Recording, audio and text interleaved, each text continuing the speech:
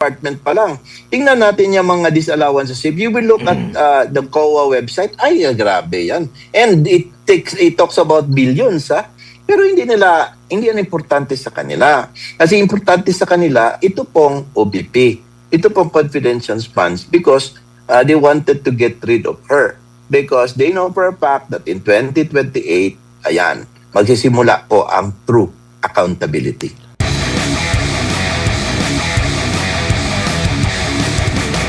Dito po, sa next topic naman, regarding pa rin kay Romualdez, kasi 8 sa Brave 18 Yes. na mga 8 sa Brave salaysay 18. ay gagamitin against kay Speaker Romualdez. So, ibig sabihin, may bigat sa paningin ng ombudsman. Pero bakit walang bigat sa paningin ng Senado na muling ibalik ito para mas malaliman pa na magkaroon ng investigasyon, buksan siya, yung meron pang Brave 14 plus 4, meron pang Valiant 7 ba yun? Or yung Fearless Fearless 14. Marami silang, ano pong masasabi niyo po rito, Attorney?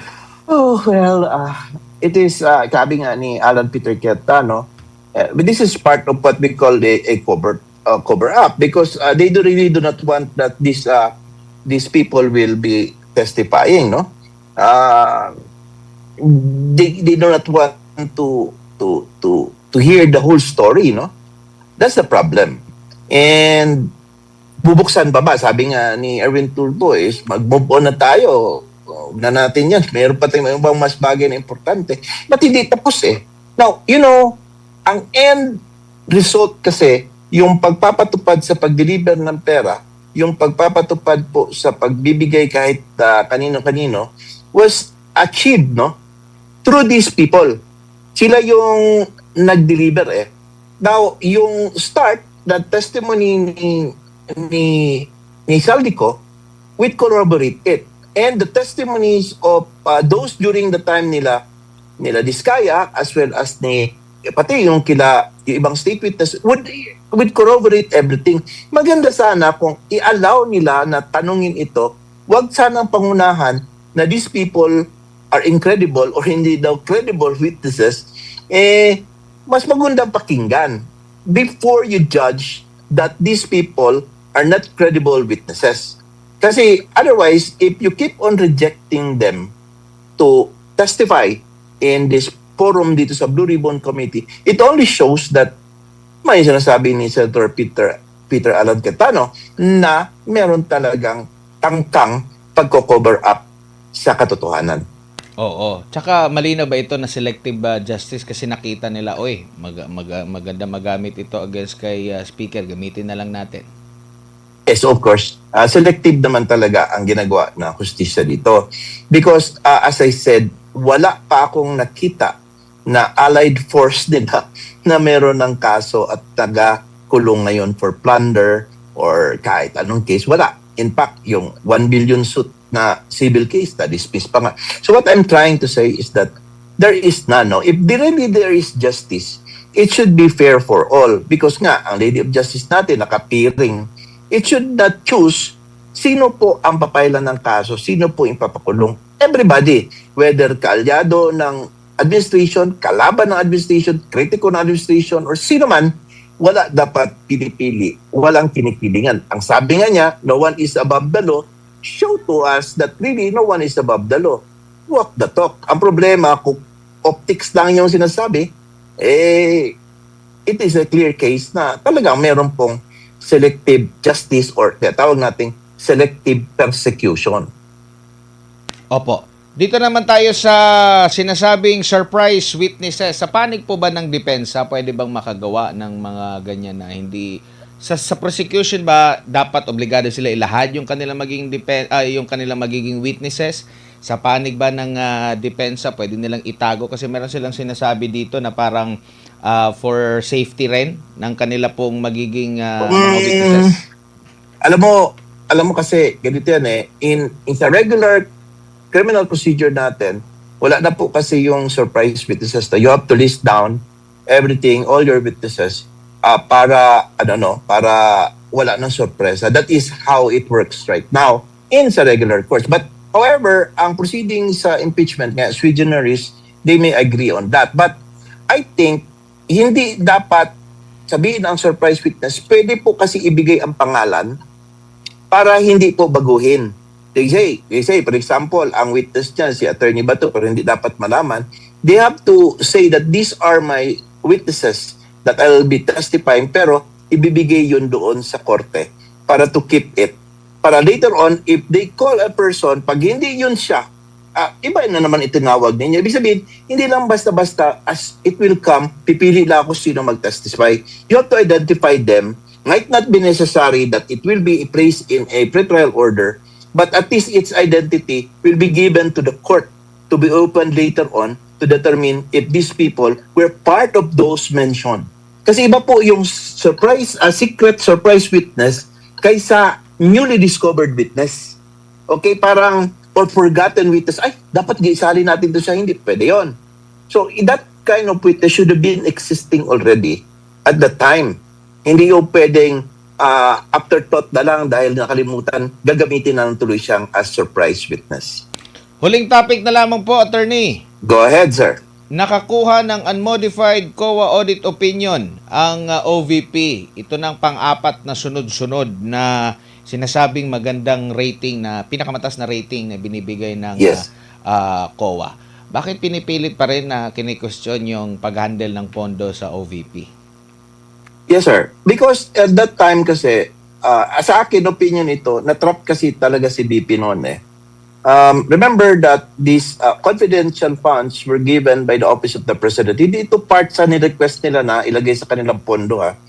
And it was given 11 days na lang maiwan so that kailangan ma-disburse. It was a trap. I think it was even a design already for them that matrap si BP. Siyempre, gagastusin niya. They later on gagamitin sa kanya. So where there was already a plan to use this to her. Without that, no, I think there is no problem. She might have received an unmodified also doon sa student year na yon, no? But it would show really, but the 4 years, na talagang wala talagang kalokohan itong ginagawa ang Office of the Vice President. Talagang sakto po ang pagpapatupad na lahat po ng budget na meron sila, talagang nasa ayos, no? So pinipipilit po nila, no, na because of that particular issue. And take note, no, ang findings pa naman doon ng COA sa confidential funds initially was that it should have been proper reporting lang. And then you do it. Wala pong sinasabi no na disallow na meron pong misappropriation and recommended for prosecution. Ganyan kasi usually ang COA, no, they recommend for prosecution. Wala. You report it properly. Kaya bigla na lang nung ginamit na lang ito siya, bigla na lang po siya naging in-optics ng optics na parang masamang-masama ang dating, no? Hanggang sinakyan, hanggang naabot po doon sa time na yung on appeal, yung commissioners or yung members sa COA is i-deny po yung appeal. And yun nga, meron pa talagang issue na isa doon is asawa daw ng involved dito sa contractor sa flood control. Yun ang mga kwento, no? So, mas lalo pong naging magulo. Now, with this unmodified na mga COA opinion given to the Office of the Vice President, this can be used also as an evidence to prove, no, na talagang with respect to reporting and sa compliance sa COA rules, sumusunod po talaga ang Office of the Vice President. This is a good thing to be used, no, as a proof by the defense. Oo, kung walang selective, sinasabi ng gobyerno, dapat yung walang mga ganitong grado, yun ang kanilang imbestigahan ng todo-todo rin. Ang dami, Admar. If you to think, no, ang dami. Isa executive department pa lang. Tingnan natin yung mga disallowances. If you will look at the COA website, ay, grabe yan. And it talks about billions, ha? Pero hindi yan importante sa kanila. Kasi importante sa kanila, ito pong OBP. Ito pong confidential funds because they wanted to get rid of her. Because they know for a fact that in 2028, ayan, magsisimula po ang true accountability.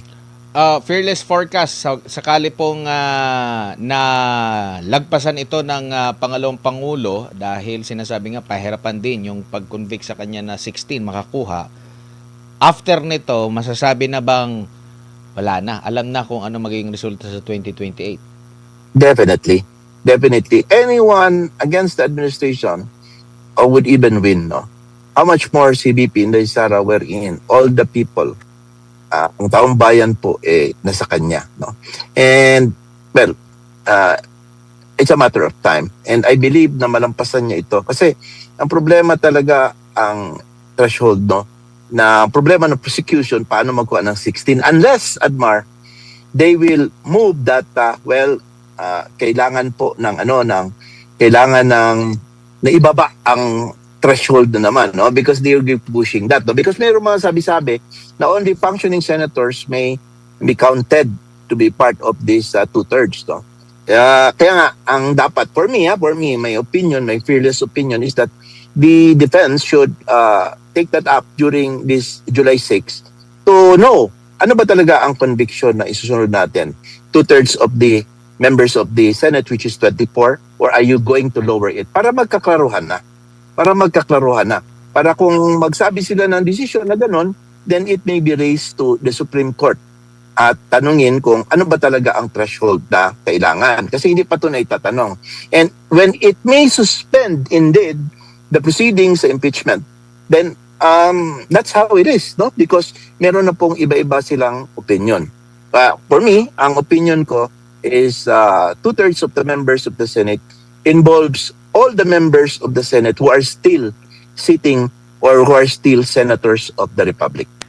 Attorney Amping, ingat sa pagbiyahe. Sa ulitin, maraming Salamat, sa mga brother. oras. Si Attorney. Walay problema Si all the Attorney. time. Thank you so much, guys. Opo, si